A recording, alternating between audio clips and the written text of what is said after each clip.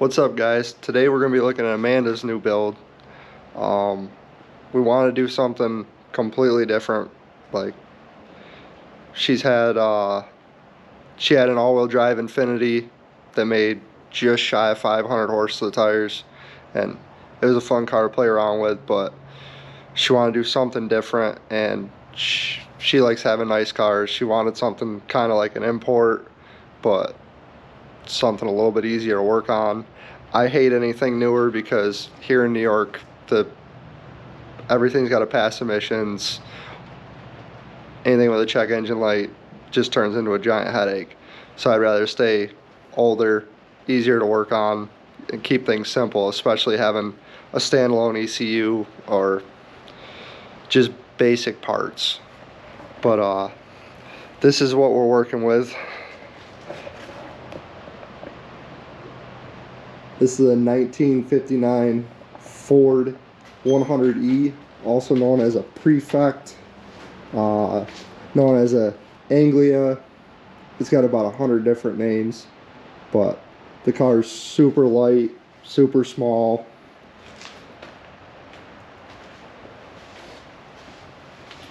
I mean, not much trunk space. It's a little dark in here, so you probably can't see, but the original motor's sitting in here. We're not keeping any of that. The goal for the car was we were going to strip it down, pull it completely off the frame, and do a tube chassis build, but we wanted it to stay a street car. Well, we started looking, and we watched a lot of the drag and drives like Sick Week and Rocky Mountain Race Week, all those, and it seems almost all the rules for their street cars are they don't want a tubular front end. They want you to keep things factory for the most part, factory floors, factory frame. So I think what we might end up doing is keeping the factory frame, bracing it all up, and then just doing a back half. We have a Ford 9-inch Ford already that's it was a shortened deal, and she'll never break that. This car will never make the power that 9-inch can take because it was set up for a pro mod. But being shortened the way it was, it should fit perfectly into her car. And then power plant route wise, well, we're not doing an LS. So everyone can jump up and down and shout and be all excited that, you know, one car is not going to be LS swap, but we want to do something different. I don't know if I'm going to give away everything we're doing right now. You probably just have to stay tuned and see. But I think it'll be a cool build.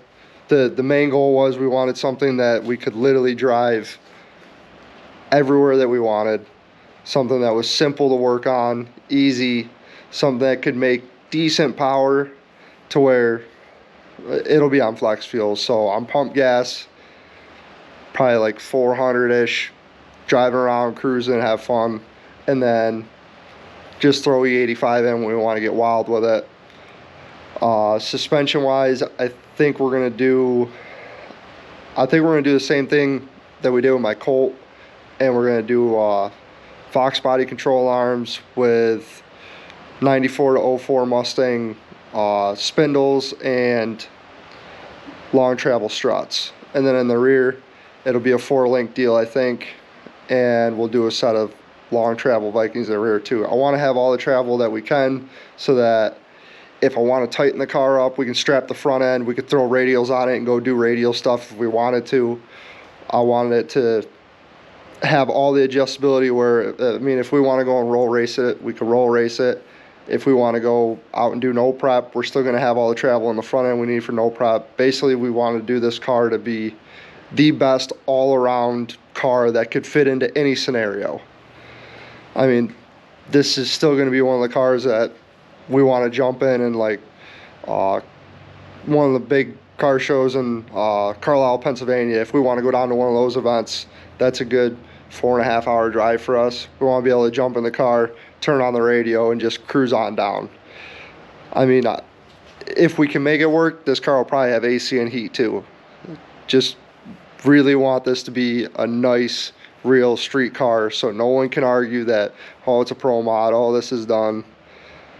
But I'm hoping it's gonna turn out being a good deal. So we're gonna get into it today and start stripping the car down. I'm gonna try to get the I mean, this thing's full of parts, probably none of them we'll even use. But we're gonna start stripping all that down and put them into totes. I'm gonna get this, probably the steering column and the dash out today, and then I'd like to get the car up and start dropping the suspension and everything out of it, just trying to get it down to a bare shell, just frame and shell, so we can see what we're working with. But yeah, stay tuned. All right, got the back end jacked up. I managed to get the gauge cluster out. Still looking, I don't think that whole dash comes out. I think it might be molded into the body, but we'll start picking at things in there and try to see where we're at on that. You probably can't see underneath because it's dark in my garage, but yeah, it's too dark. But the bottom side looks pretty good. Obviously this whole car is probably gonna get sandblasted down to nothing, just start from scratch, find out where our issues are, what needs to be patched, what needs to be body filled, I guess. Even though I hate using body filler and I want it to be a clean body. So this is the engine bay. This is most of the reason we're not using an LS. We have from the back to the grill just over 2 foot. I still gotta fit a radiator in there. Between the shock towers, we got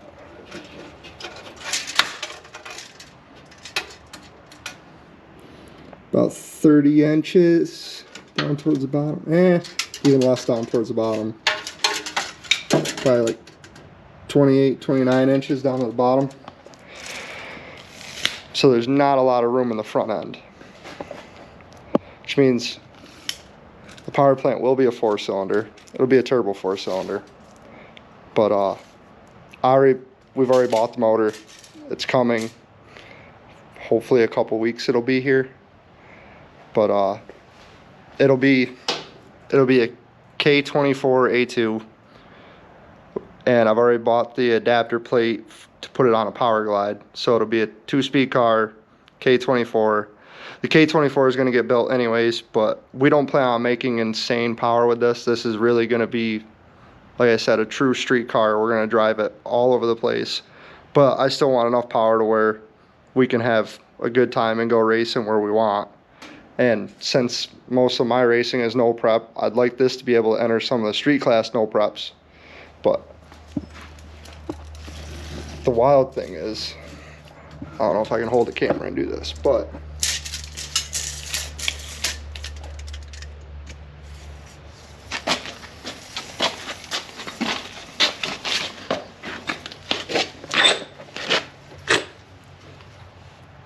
that's the wheelbase on the car.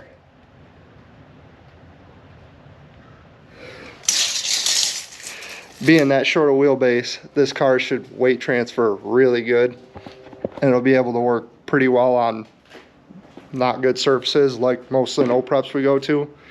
So I don't think we have to make a crazy amount of power out of the car, considering these things from the factory are only 1,600 pounds. I don't see this car being more, I'd like to say 2,300 pounds max, probably even less than that. But actually, I'd really like to say 2,300 with a driver in it, or less. So it'll be quick, even making under 1,000 horse, which we don't plan on ever even getting close to that number. So I'm gonna keep picking away at it, slowly make progress. There's some parts coming in. This is our slower build. This was, when we first picked it up, we planned on this being like a 2 to 3 year project. And I haven't even touched it really until this week, because I've been so wrapped up in my Colt, trying to get that finished up. But right now, I'm waiting on funds to get some more parts for the Colt to finish it up. So I figured I'd pick away at this and get some of the little stuff done, like stripping it down, getting it ready so that when the motor does get here, I already have a mock-up glide so I can bolt everything together, try to slide it down and see what's got to get shaved and moved around so we can actually fit the motor and trans in. But I'd really like the tube chassis of the car, but with all the rules that come with drag week and all those drag and drive races, it pretty much, if you put a tube chassis on, it has to race unlimited. Well, we're not trying to go threes, so it's not really, if I do it the way I want, it screws us on being able to race damn near anything. So I'm gonna keep picking away at it. I'll try to show a couple more things before I'm done for the day. This is probably the final update for the night. Show you what we got done. I got the steering box pretty much unbolted now. I had to unbolt these two still. And then find out what size these nuts are on the top of the struts. But they're crusty as hell. I'm really hoping I can break them loose.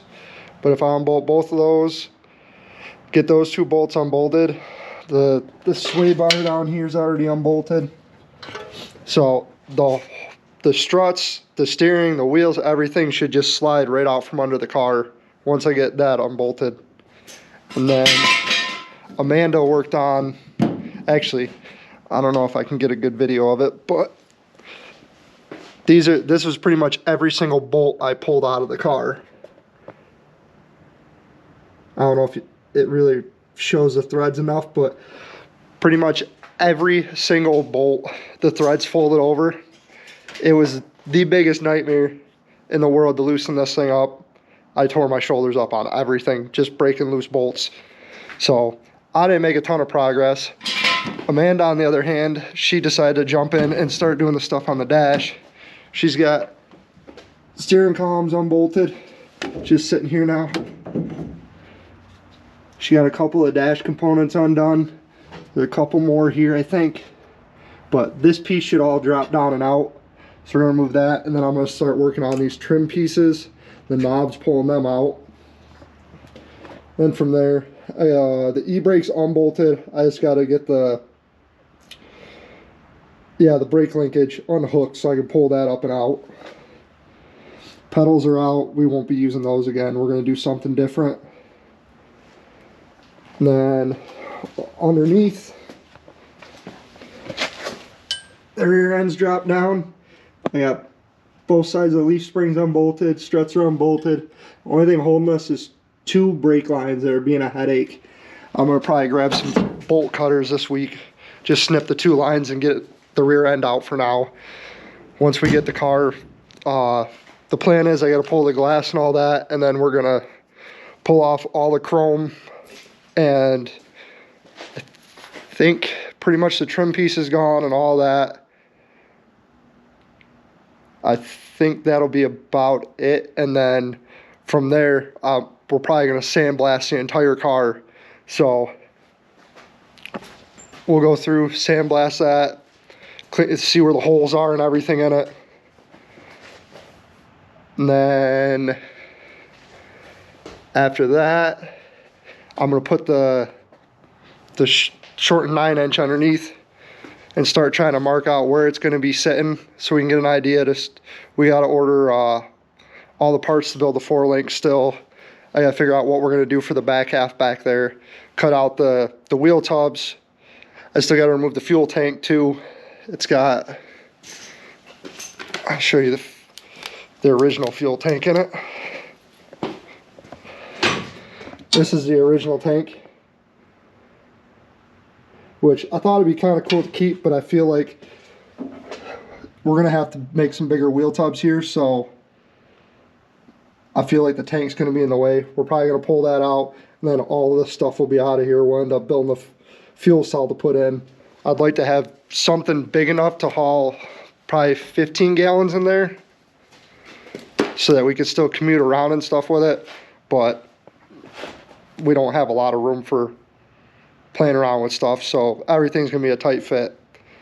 The turbo kit I started looking into, we're gonna have to build that from scratch probably, because I don't think anyone's gonna make a turbo kit that basically